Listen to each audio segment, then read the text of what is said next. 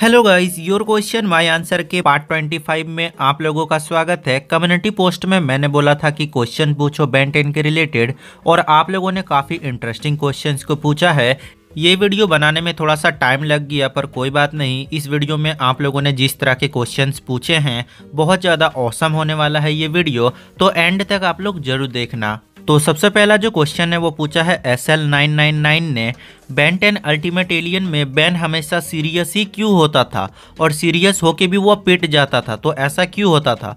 तो मैं आपको बता दूं कि बेन 10 क्लासिक में जब बेन का एंगर दिखाया गया हम सभी को, जब बेन जो है वो गुस्से में आ जाता है बेन 10 क्लासिक में, तो फैंस बहुत ज़्यादा पसंद करते थे। पर बेन 10 एलियन फोर्स में बेन को थोड़ा सा सॉफ्ट दिखाया गया कि वह बहुत अच्छे से फाइट करता है, पर बेन 10 एलियन फोर्स उतने अच्छे से नहीं चल पाया। तो वह एंगर फिर से दिखाने के लिए बेन 10 अल्टीमेट एलियन में बेन को हमेशा सीरियस रखा गया, और इसी वजह से बेन जो है वह केविन को भी मारने के लिए तैयार था। तो बेन 10 टीम बेन को एंग्री दिखाना चाहती थी बेन 10 अल्टीमेट एलियंस में। अगला जो क्वेश्चन है वो पूछा है नमन उपाध्याय ने, best episode of Ben 10 according to you. तो बेन 10 क्लासिक का जो -10 वाला एपिसोड था, जहां पर सारे के सारे विलन्स एक साथ आ जाते हैं, तो वह बेन 10 क्लासिक का मेरा फेवरेट एपिसोड है। एलियन फोर्स की बात करें तो एलियन फोर्स में बहुत सारे ऐसे एपिसोड है जो कि मेरे फेवरेट हैं। प्राइमस वाला एपिसोड मुझे बहुत ज़्यादा अच्छा लगा था, क्योंकि उसका जो कॉन्सेप्ट था वो बहुत ज़्यादा नया था। इसके अलावा जब भी हमें एल्पिडो को दिखाया गया वो भी मेरा फेवरेट था। अल्टीमेट एलियन में जब डैगन का रिटर्न हुआ वो भी मेरा फेवरेट है। केविन के साथ जब 1-on-1 फाइट भी हुआ था। इसके अलावा एग्रेगोर को जब 5 मैप ऑफ इन्फिनिटी का चाबी मिला वो भी अच्छा है। ओमनीवर्स का सिर्फ मुझे लास्ट एपिसोड थोड़ा सा अच्छा लगा था। मैंने ओमनीवर्स को उतने अच्छे से देखा भी नहीं है, रिबूट को तो मैंने देखा भी नहीं है। अगला क्वेश्चन पूछा है आशु गर्ज ने। इनका जो क्वेश्चन है वो बहुत ज्यादा इंटरेस्टिंग है कि क्या ग्रेविटेक ब्लैक होल को क्रिएट करके एलियन एक्स को हरा सकता है। अगर ये सच है कि ग्रेविटेक ब्लैक होल को क्रिएट कर सकता है, तो वह एलियन एक्स को हरा भी सकता है, क्योंकि ब्लैक होल के अंदर क्या होगा ये किसी को नहीं पता है। तो ऐसा हो सकता है, पर इसके लिए ग्रेविटेक को अपना फुल पावर का यूज करना आना चाहिए। अगला जो क्वेश्चन है वो पूछा है आकाशदीप सिंह ने, क्या बेन ओमनीट्रिक्स की हेल्प से ग्वेन या केविन का डीएनए स्कैन कर सकता है।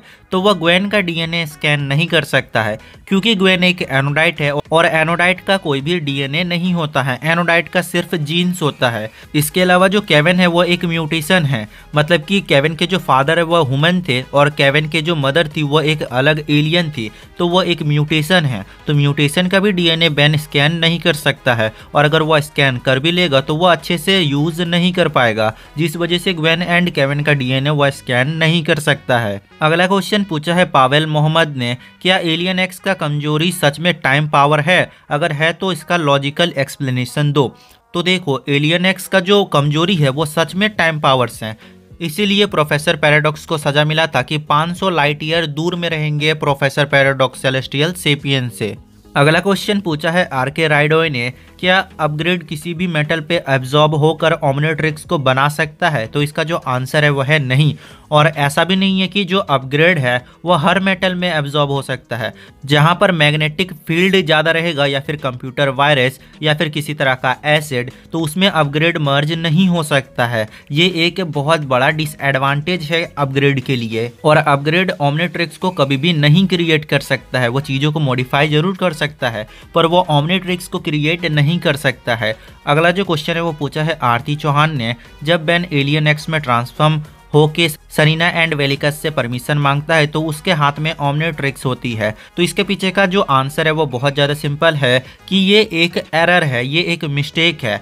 जब बेन एलियन एक्स के अंदर जाता है तो एलियन एक्स के चेस्ट में जो आप लोग ओमनीट्रिक्स देखते हो वही सही है।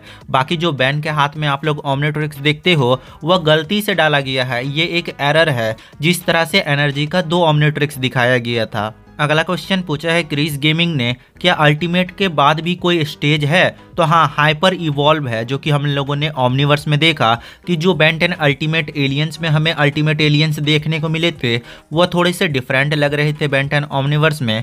तो ओमनीवर्स वाले जो एलियंस थे वो हाइपर इवॉल्व थे, जो कि अल्टीमेट एलियंस का भी इवॉल्व फॉर्म है। अगला क्वेश्चन पूछा है मादनी राजा ने, क्या ओमनीवर्स वाले ओमनीट्रिक्स में अल्टीमेट एलियन का डीएनए है। तो ऐसा नहीं है, वह एक ओमनीट्रिक्स है, और एजमत को अल्टीमेट एलियंस पसंद नहीं है, जिस वजह से अल्टीमेट एलियंस वाला जो फीचर है वह एजमत ने ओमनीट्रिक्स में डाला ही नहीं है।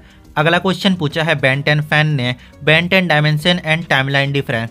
जो डायमेंशंस होते हैं वो उनके भी पैरेलल होते हैं और जो टाइमलाइन होते हैं वो मल्टीपल टाइमलाइन से होते हैं। जैसे कि हम लोगों ने देखा अल्टरनेट टाइमलाइन के बारे में, तो अल्टरनेट टाइमलाइन में ग्वेन को भी ओमनिट्रिक्स मिला। बेन जो है वो एक ज़ॉम्बी बन चुका था, बेन 10,000 दिखाया गया, वो एक अलग टाइमलाइन है। डायमेंशंस में वही सब का जो टाइमलाइन है वो अलग अलग तरह के और टाइमलाइन में बटा हुआ है। ये थोड़ा सा कॉम्प्लिकेटेड है पर आप लोग समझ लेना या फिर गूगल में भी जाके पढ़ लेना।